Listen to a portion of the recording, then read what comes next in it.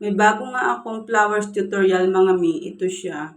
Gagawan ko siya ng tutorial para kung gusto din ninyong sundan at gusto nyo rin gumawa ng ganitong bulaklak mga mi, meron kayong masundan. Una lang dito mga mi, ginawa ko lang dito, kumuha lang ako ng 2 passy wire.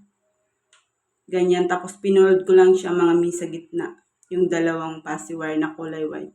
Kulay white nga ang ginamit ko dito mga mi kasi maganda talaga yung white para dito sa ganitong bulaklak.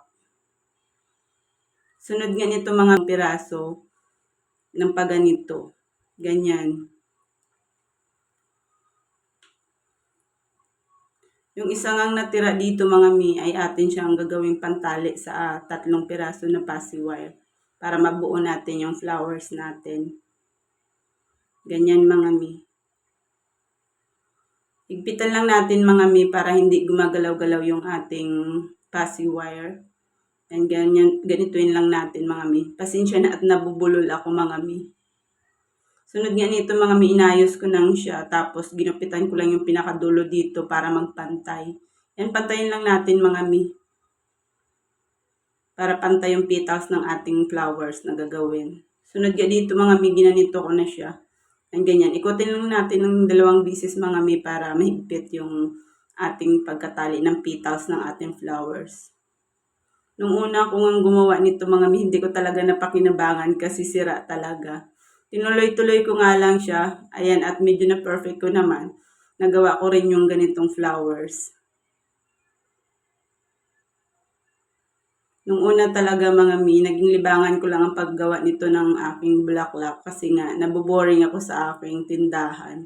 Naghanap nga ako ng pwedeng mapaglibangan at ito nga yung pagpraktisan ko yung mga passy wire. Hanggang sa yung libangan ko nga mga mi, naging business ko na.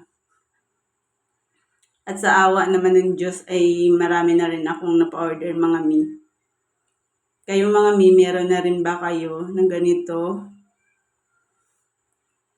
Paki-comment naman mga mi sa comment section natin pag nagustuhan ninyo ang ganitong mga tutorials. Ganyan lang yung gagawin natin mga mi pag natapos na natin. Kumuha lang pala ako dito mga mi ng lighter. Tapos sinunog ko na lang dito yung dulo ng ating passy wire para maging matulis mga mi.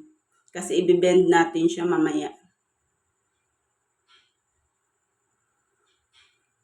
Hindi ko na nga mga mi na tingnan yung oras nito kagabi sa paggawa ko. Inabot na nga ako ng 1 AM ng madaling araw kasi tinapos ko talaga siya. Bali may order pala sa akin na bouquet nito mga mi. Gusto niya talaga yung ganitong kulay. Napakaganda naman talaga, lalo na pag na-arrange yun na mga mi. Sunod ganito mga mi, pinold ko lang yung pinakadulo dito, yung ating kaninang sinunog ng lighter. Ganyan.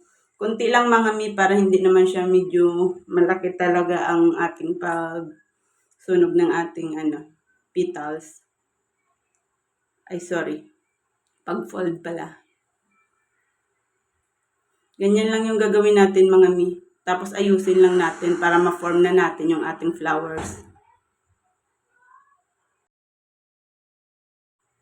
Ganyan na nga yung itsura niya mga mi pag naayos na. Sunod nga nito mga mi, kumuha lang ako ng red na passy wire dito. Tapos ginanito ko lang siya. Gumupit lang ako dito ng konti lang. Ilalagay natin siya sa pinakagitna ng flowers na white na ginawa natin. Ngayon lang. Idikit lang natin dito sa gitna mga mi. Ganyan. Ayusin nyo lang mga mi para sa center talaga ninyo malagay.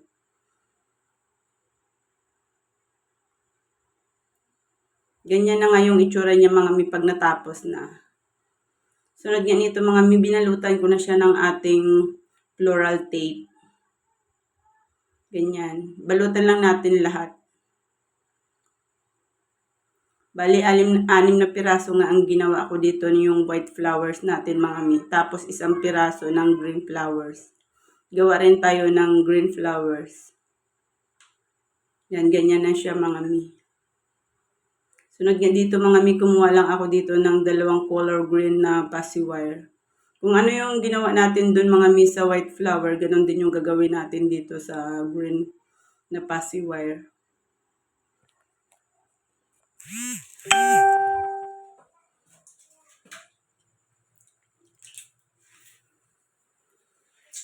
I-bend lang natin mga mi.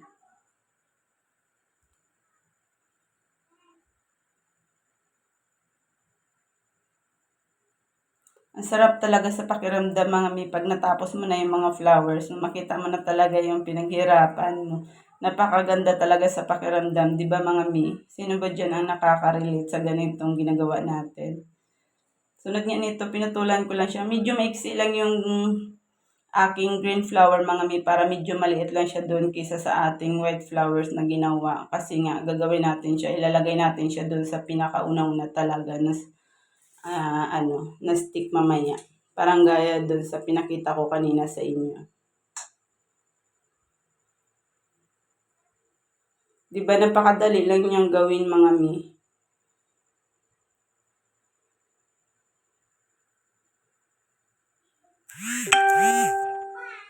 Pag sanay ka na nga gumawa ng flowers mga mi, kahit natutulog ka na, alam mo na talaga kung saan siya ibibend.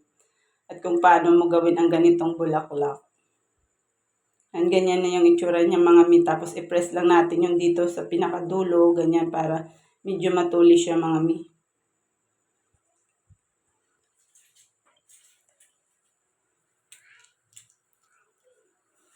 Sunugin din natin yung ang mga dolo mga mi. Kagaya ng ginawa natin doon kanina sa puti na flowers.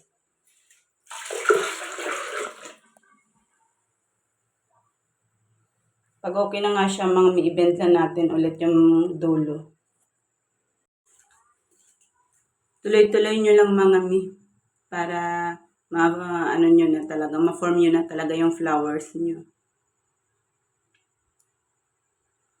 Madami na nga akong ginawang iba't ibang bulaklak mga mi at ang gaganda pa kasi nga inaano ko talaga siya, inaaral ko talaga siya kung paano ko talaga ma-perfect ang paggagawa ng ating flowers. Kasi masasayang naman yung ating mga password, di ba? Pag hindi maganda yung outcome ng ating ginawa. Ayan na nga mga may at nabuo ko na yung ating 7 pieces na flowers. Una mga may ilagay na natin ito yung green flowers natin dito sa pinakauna.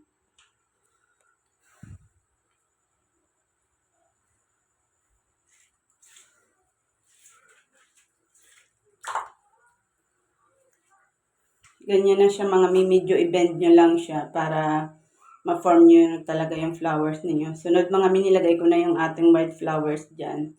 Bali, 6 na flowers ang ginawa ko. Tapos ilagay na natin dito sa stick. Kumuha lang ako pala dyan ng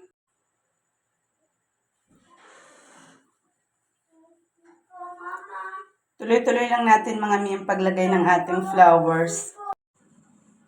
May dalawa nga lang akong shop in-orderan nito mga mi ng aking mga paciwire. Makakapal talaga yung mga paciwire nila mga mi. Kaya gustong gusto ko talaga dun umorder sa kanila kasi nga ang gaganda talaga ng mga paciwire nila. Good quality talaga siya. Kasi meron akong mga ibang in-orderan na shop nung una. Ang pangit mga mi kasi ang ninipis talaga. Tapos makikita talaga yung pinaka-wire sa gitna. Pangit talaga siya pag ginawa mo. Kahit anong ganda ng bulaklak na gagawin mo, pag pangit talaga yung quality ng fuzzy wire, iba talaga yung outcome ng ating flowers na magagawa mga mi. Di gaya ng mga kakapala na fuzzy wire at good quality talaga siya kasi maganda talaga yung flowers na magawa mo. Lalagay na natin mga mi yung pinakalas na flowers natin. Ganyan na nga yung itsura niya mga mi. Balutan lang natin siya ng ating floral tip hanggang sa pinakadulo ng ating floral wire para maganda talaga tingnan. Maganda talaga ang ganitong flowers mga mi pag gagawin nating bouquet. Yan, at okay na nga siya mga mi, ibibend lang natin siya dito. Ganyan. Ilalagay ko na nga lang dyan sa ating comment section mga mi ang link kung saan makakabili ng ganitong mga fuzzy wire na magaganda talaga.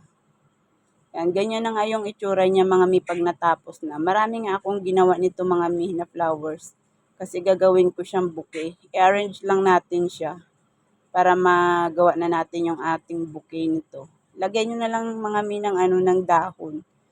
Gawa na rin kayo ng mga pang-fillers. Meron din ako palang video dyan mga mi pag gusto nyong gumawa ng mga fillers pag hindi nyo pa alam.